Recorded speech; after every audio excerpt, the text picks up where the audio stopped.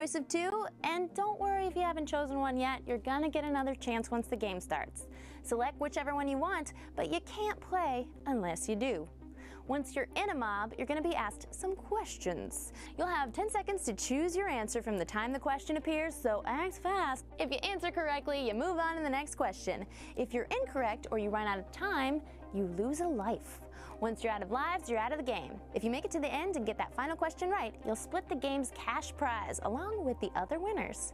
And here's the best part of it all. If your mob has the higher percentage of remaining players at the end, your prize is doubled. So hopefully you've got some smarties playing along with you in your mob. There are a couple of ways to get help along the way. You see that button? We call that an ATM for Ask the Mob.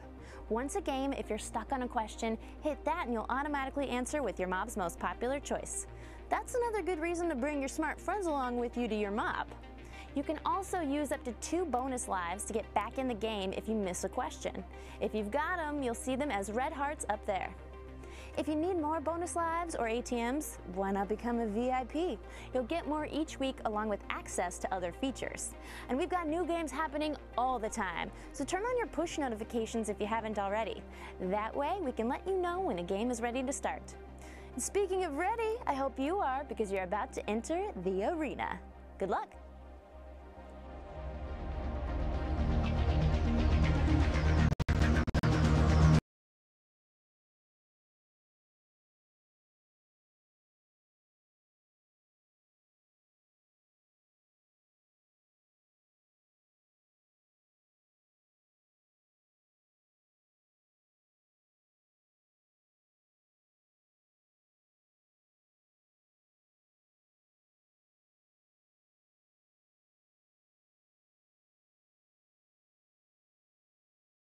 Mobsters, I missed you. I'm your host, Jason Zone Fisher. Don't believe me? Read it right there. Today, we're following up Independence Day with another holiday. It's National Bikini Day. Yeah, so to celebrate, today's battle pits the Bikini Mob against the Speedo Mob.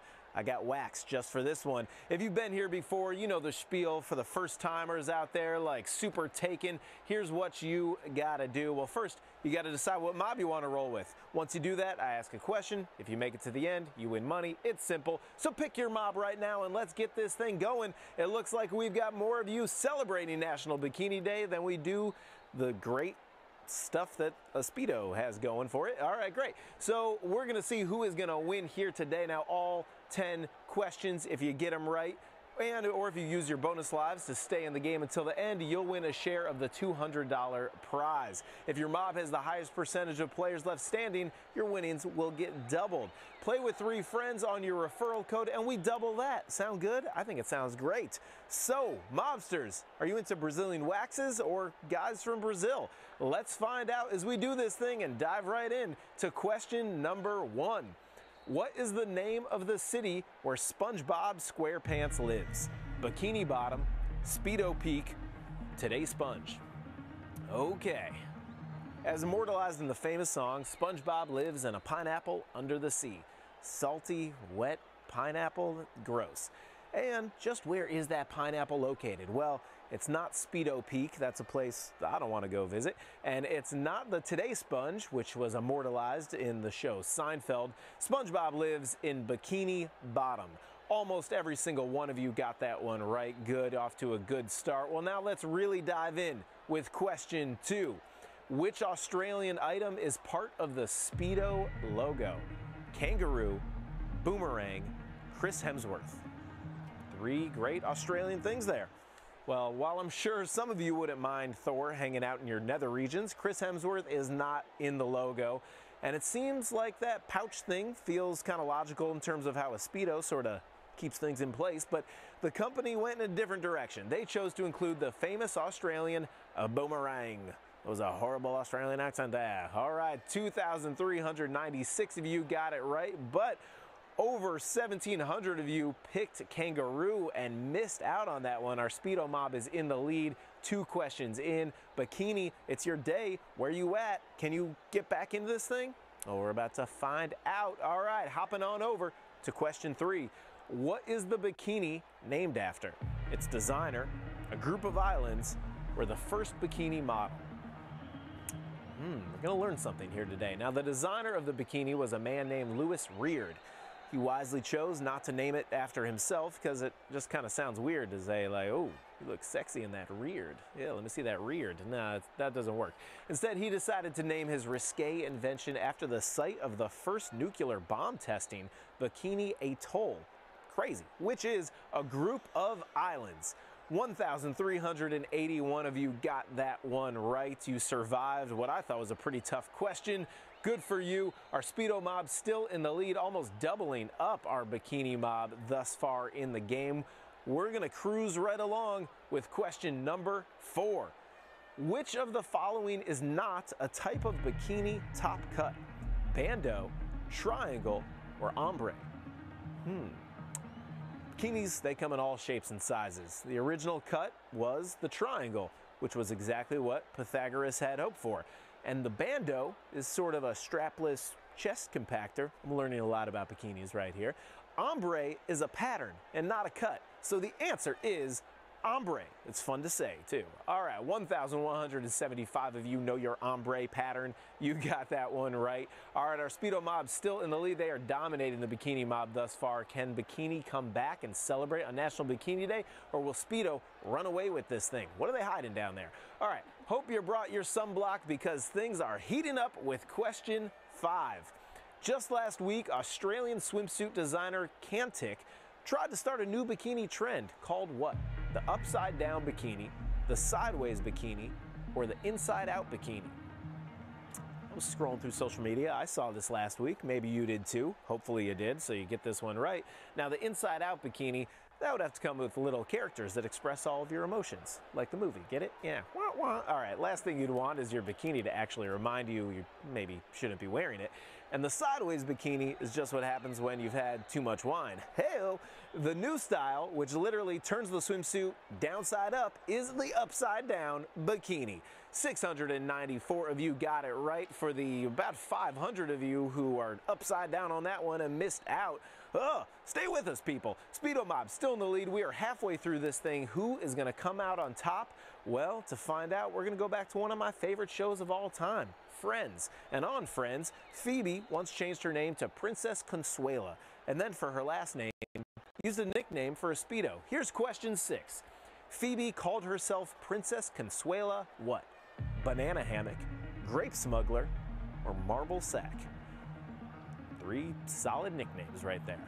Saw a lot of you in the chat using some of these nicknames earlier. That's right. If you were a baseball player, that'd be a pretty long last name they'd have to print on the back of your uniform, and kind of embarrassing too. Well, Phoebe, she didn't get embarrassed by many things. She was the kooky one. Anyway, Phoebe's new name was Princess Consuela Banana Hammock. 647 of our mobsters got that one right, with our Speedo mob still crushing here today. Now, an early version of the men's Speedo, which covered the chest, was banned on many beaches in the 1920s, which brings us to question 7. The early Speedo was banned because it showed too much what? Leg, shoulder, or bulge? Well, when was the last time a man's clothing was banned? I mean, aside from that female body inspector hat I wore to my cousin's wedding, she still has not forgiven me for that one yet.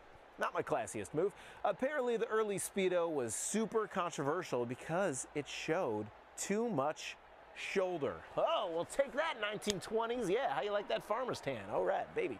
Okay, thank you, everyone. 314 of you not afraid to show some shoulder. Got that right.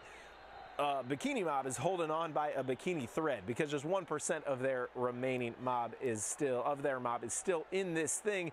Now, if you haven't yet and you were eliminated, as 338 of you were on that question, use your bonus life to stay in this thing because just a few questions remain, and I'm giving out cash regardless if you're here or not. I'd rather give it to you. So, sticking with the Speedo, which I'm sure happens, if you catch my drift. I mentioned before that the Speedo was invented in Australia. So speaking of down under, let's go there for question 8. Which of the following was not invented in Australia? Google Maps, calisthenics, or hypnosis?